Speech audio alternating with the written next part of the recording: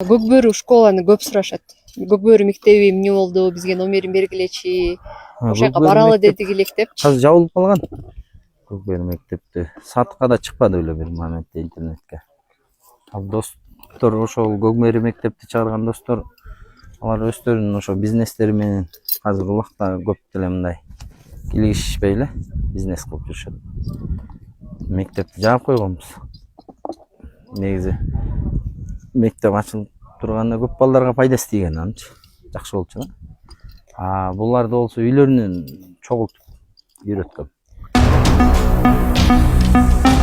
Ушундай бир мектеп ачуу оюңуз барбы? Каражат көп келет. Негизи спонсор жакшы болуп же өкмөттүн кармагында болсо, мыкты улакчылар бизде көп го. Ошолор агай болуп үйрөтө берсе, Казакстанда бар го. Казакстанда өкмөт каржылаган мектептер бар да. Биздин толтура мыктылар бар. Кубантай, Манас, Өмүрбек. Ушулар мисалы агай болсо, кандай деген ушундук балдар чыгарса болот да. Андайга пока эми билбейм.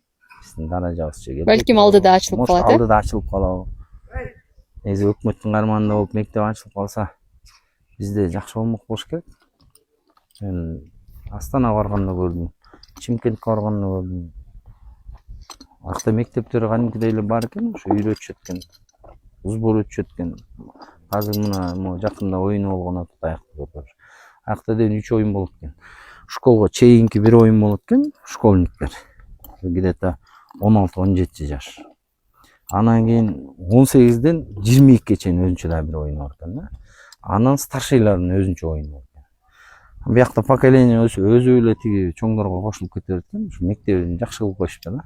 Бизде андай жок болуп атпайбы? Бизде андай болуп, ар бир бала мыкты улакчы бирден бала үйрөтсө эле, бизде улакчы батпай калат болуш керек анда. Коюп кетип болуш керек. Баары улакчы болуп кетишет деңиз. Мен бул спорттун билбейм, кээ бирөөнө жагат, кээ бирөөнө жакпайт. Мага мисалы жагат. Бул спортто мен жаман эчтеке болгон жокмун.